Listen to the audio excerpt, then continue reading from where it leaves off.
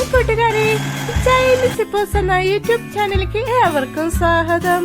ഇന്ന് ഞാൻ ഉണ്ടാക്കാൻ പോകുന്നത് പഴം കൊണ്ടുള്ള ഐസ്ക്രീം ആണ്.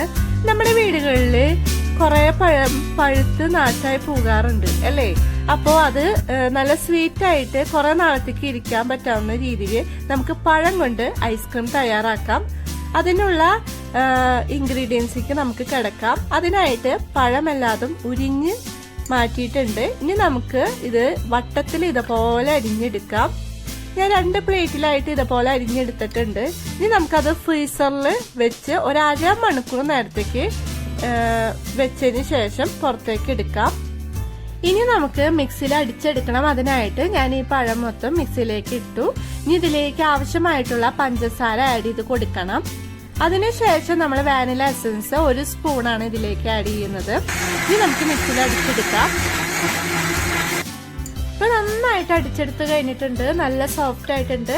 ഇനി നമ്മുടെ വീടുകളിലുള്ള ഏതെങ്കിലും ഐസ്ക്രീം പാത്രം ഉണ്ടെങ്കിൽ അതിലേക്ക് ഒഴിച്ചു കൊടുക്കാം. അല്ലെങ്കിൽ ഏതെങ്കിലും പാത്രം ഉണ്ടെങ്കിൽ അതിലേക്ക് ഒഴിച്ചു കൊടുക്കാം. അതിനുശേഷം നമ്മൾ ബാക്കി പഴം ഇതിലേക്ക് ഇട്ട് കൊടുത്തിട്ടുണ്ട് മിക്സിയിൽ. ഇതിൽ ഇനി പഞ്ചസാര ആവശ്യത്തിന് പിന്നെ വാനില എസൻസും കൂടി ഒഴിച്ചു കൊടുക്കാം. നേരത്തെ ചെയ്തതുപോലെ തന്നെ ഇത് നന്നായിട്ട് അടിച്ചെടുക്കുക സോഫ്റ്റ് ആയിട്ട്.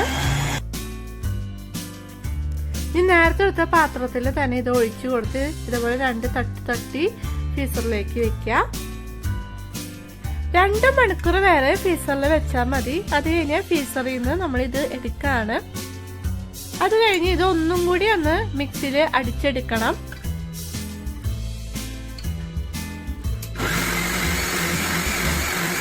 നന്നായിട്ട് അടിച്ചിട്ടുണ്ട്. ഇനി ഇതിലേക്ക് ഇഷ്ടമുള്ളവർക്ക് നമുക്ക് ചെറിയൊക്കെ ചേർത്തിടാം. എന്നിട്ട് ഒന്നും കൂടി അടിക്കാം. ഇതിപ്പോ നന്നായിട്ട് അടിച്ചെടുത്തു കഴിഞ്ഞു.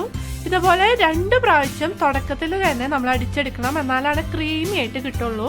ഇനി നമുക്ക് ഇതൊരു പാത്രത്തിലേക്ക് പകർത്തി ഇതുപോലെ ഡെക്കറേഷനായിട്ട് ടൂട്ടി ഫ്രൂട്ടി ഒക്കെ ഇട്ട് കൊടുക്കാം.